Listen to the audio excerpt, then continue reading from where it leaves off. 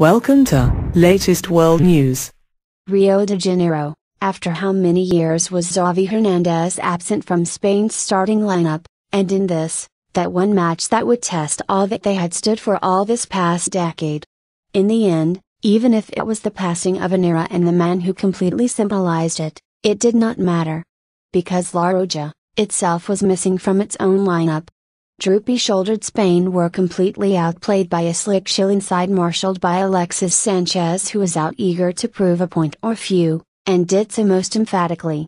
By halftime, Spain had conceded more goals, 7, in 2 games in Brazil, than they had in all their 2010 World Cup, Euro 2008 and 2008 games together, which was 6.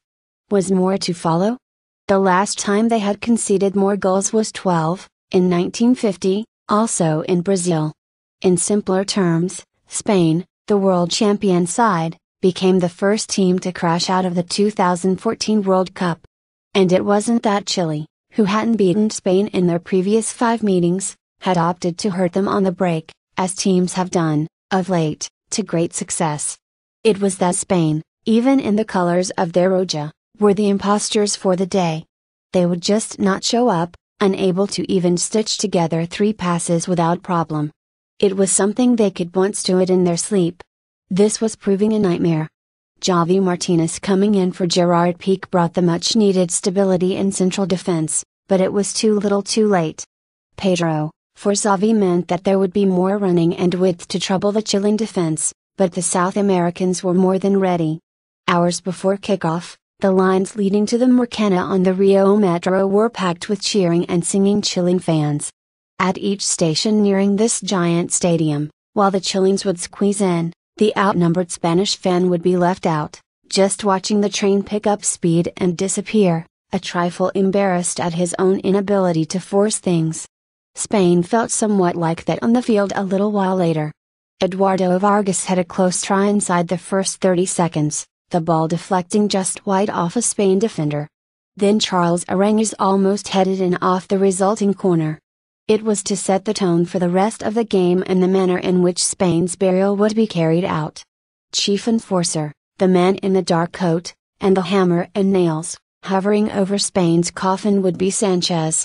The man, with a bit part at FC Barcelona, had a role in both of Chile's goals.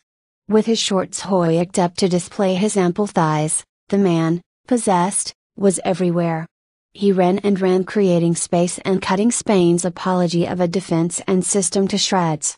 In the 20th minute, Vargas put Spain out of their misery, but actually putting the ball in their net.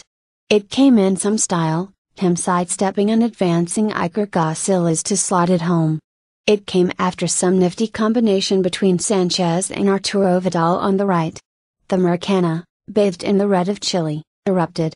Spain were reeling, gasping for breath, some respite, maybe even some sympathy. None of it was coming. Minutes before the break, when Andres Iniesta cut out at Sanchez, and the 2 men didn't shake, instead the former asked the referee to show his clubmate the yellow card, it showed how things had come to pass.